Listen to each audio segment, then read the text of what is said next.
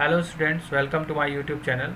We are discussing CCS University's Entrance Examination 2022 answer keys.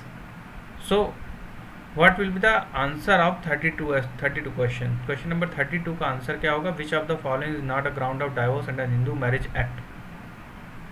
Hindu marriage act के अंतर्गत divorce का ground क्या नहीं हो सकता? क्रूएलिटी, ये तो डाइवोर्स का ग्राउंड होगा ही होगा.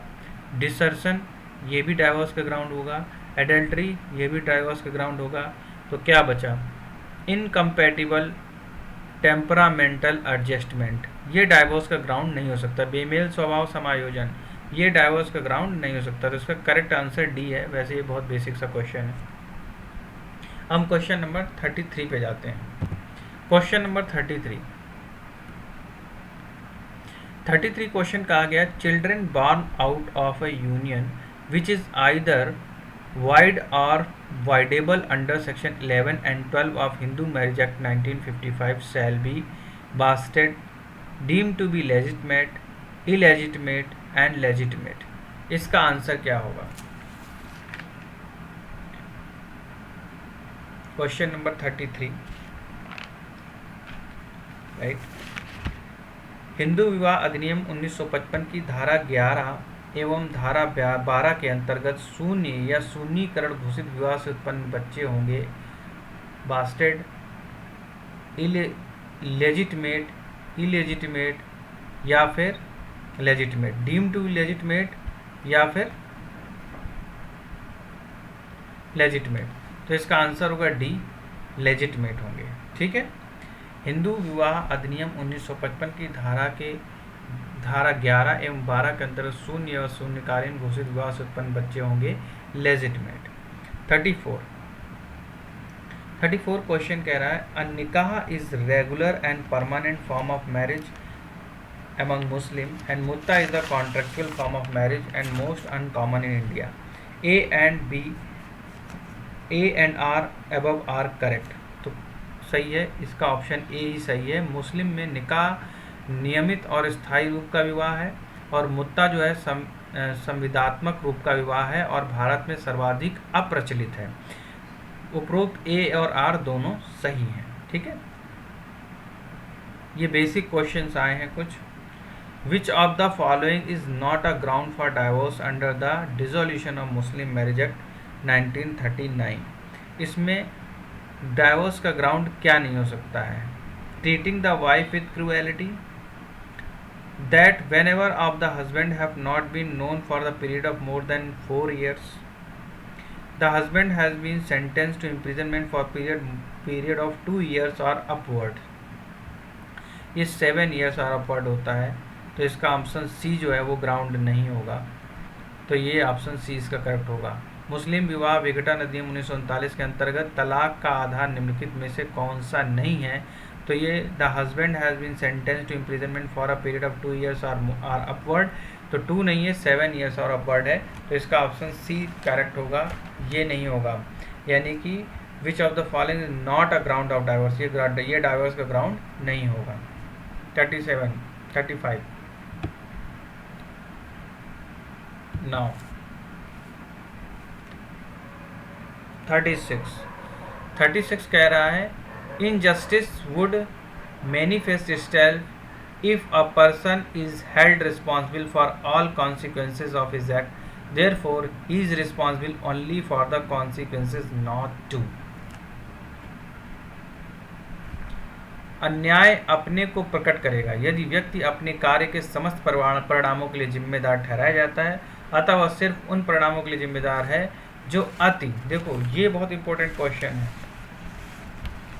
ये इंपॉर्टेंट क्वेश्चन है. Again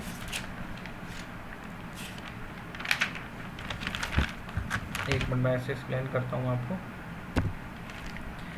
injustice would manifest itself if a person is held responsible for all consequences of his act, therefore he is responsible only for the consequences, not to remote, near, in and around, far sighted.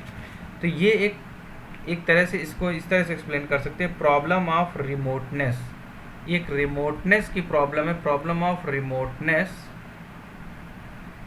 ये tort में जो है remoteness की problem है, remoteness of damages.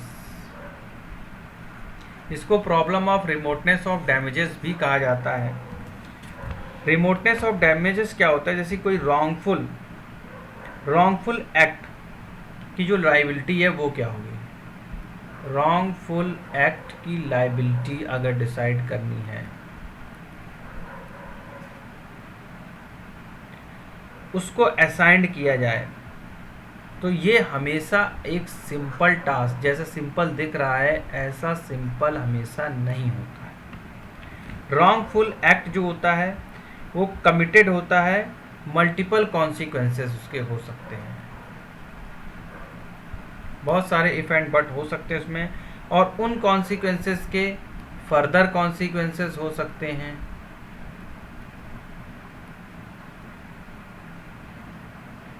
ठीक है, और इस तरह से इसके भी फर्दर कॉन्सिक्वेंसेस हो सकते हैं। तो इस तरह से एक बहुत बड़ी चैन हो सकती है, इस तरह के कॉन्सिक्वेंसेस की बहुत बड़ी एक चैन हो सकती है।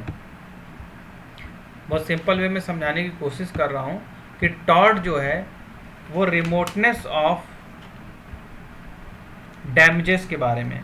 तो रिमोटनेस ऑफ डैमेजेस में रॉन्गफुल एक्ट की लाइबिलिटी जो है वो देखने में जितनी सिंपल लगती है उतनी होती नहीं है, क्योंकि कॉन्सिक्वेंसेस जो होते हैं उसके फर्दर कॉन्सिक्वेंसेस हो सकते हैं और उसके भी कॉन्सिक्वेंसेस निकल सकते हैं। इस तरह से एक कॉन्सिक्वेंसेस की चैन हो सकती है। तो जो डिफेंडेंट है, क्योंकि टॉर्ट क्या होता है? सिविल रॉन्ग होता है। सिविल रॉन्ग होगा तो डैमेजेस होंगे, तो डैमेजेस में जो डिफेंडेंट होगा उसकी लाइबिलिटी को डिफाइन करेंगे तभी डैमेजेस पता करने पर। तो लाइबिलिटी ऑफ डिफेंडेंट, अगर लाइबिलिटी ऑफ डिफेंडेंट डिफाइन करना एक प्रॉब्लम है यहाँ पे कि अब डिफेंडेंट की लाइबिलिटी को कैसे डिफाइन किया जाए। तो इसकी लाइबिलिटी को डिफाइन करने का सिंपल ये है कि how far can the defendant liability stretched, defendant की लाइबिलिटी कितनी ज़्यादा स्ट्रेच हो सकती है for the consequences of defendant of tort में जो कॉन्सिक्वेंसेज, जैसे कि एक एग्जांपल मैं देना चाहता हूँ यहाँ पे कि एक साइकिल सवार है, वो जा रहा था, ये साइकिल सवार जा रहा था और इससे जो पेडिस्ट्रियन रोड के एक साइड देख रहा था, रोड के दूसरी साइड उसने ये नहीं देखा कि यहाँ पे चलना मना है, या दूसरी साइड रॉन्ग साइड से उसने वो जाने लगा। अब ये पेडिस्ट्रियन जो है ये जा रहा है और साइकिल वाले ने क्या किया है, गलत टर्न ले करके ये आया। ये दोनों गलत टर्न लिए हुए हैं। इसमें साइकिल वाले के पास होता है एक बॉम्ब, एक्सप्लोजिव मटेरियल। अब हुआ ये कि ये साइकिल वाला इस व्यक्ति से टकरा गया। अब ये इस व्यक्ति से जब टकराया तो वो एक्सप्लोसिव मटेरियल था, क्योंकि इसके पास वो फट गया। उसकी वजह से उसके पास की जो मॉल था या बिल्डिंग्स थी कई सारी, उनको बहुत ज़्यादा डेंजर हुआ, यानी कि वो पूरा एक्सप्लोजन से वो मॉल जो है उड़ गया। इसकी वजह से क्या हुआ कि ये कॉन्सिक्वेंसेस हुए, यानी कि इसकी कॉन्सिक्वेंसेस क्या निकलेगी। तो इसमें लॉर्ड राइट थे, उन्होंने इसको एक्सप्लेन किया कि इसका ज्यूरिस्ट पर्पस क्या होगा। डिफेंडेंट जो है शुड मेड रिस्पॉन्सिबल, डिफेंडेंट जो है जिसके ऊपर केस लगा, जिसकी गलती बताई जा रही है, उसको किस बात के लिए रिस्पॉन्सिबल ठहराया जाए। तो डिफेंडेंट को रिस्पॉन्सिबल ठहराया जाएगा, defendant should made responsible only for the consequences. कौन से कॉन्सिक्वेंसेस?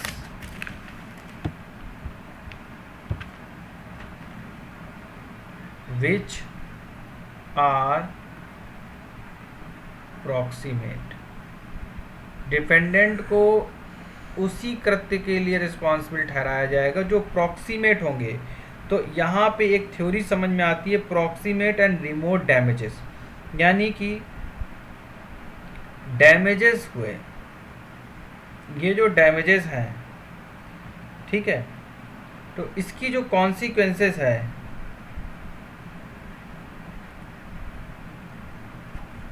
क्या ये रिमोट है? अगर ये रिमोट है तो डिफेंडेंट नॉट लायबल, और अगर रिमोट नहीं है तो डिफेंडेंट क्या होगा, लायबल होगा। ठीक है, तो अब आप लोग इसका आंसर अपने आप दीजिए क्या होगा। ये क्वेश्चन आया है, काफ़ी मैं पहले भी समझा चुका था, फिर भी देखो लोग गलत करके आए हुए हैं। ठीक है, अब इसका आंसर क्या होगा, injuries would be manifest itself if a person is held responsible for all consequences of his act, therefore he is responsible only for consequences not to remote।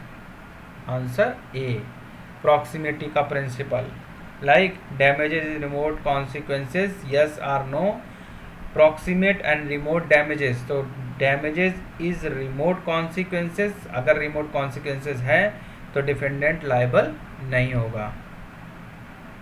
ठीक है, 36 क्वेश्चन, इसका आंसर ए करेक्ट है। 37 question, जो question थोड़े से अच्छे लगते हैं उनको मैं एक्सप्लेन कर रहा हूँ, बाकी मैं सारे क्वेश्चन को एक्सप्लेन नहीं कर रहा हूँ क्योंकि मुझे भी पता है आप लोगों को आंसर देखने की बहुत जल्दी है, लेकिन अब ये तो पेपर हो ही गया तो बाकी के अटैम्प्ट में थोड़ा बहुत अच्छा कर लो कि क्वेश्चन जो है वो समझ में तो आना चाहिए कम से कम कि ये क्वेश्चन आया है and what could be the answer of this question, ये क्यूरियोसिटी होनी चाहिए and why should be the answer of this question, इस क्वेश्चन का आंसर यही क्यों होगा। ठीक है, क्वेश्चन नंबर 37,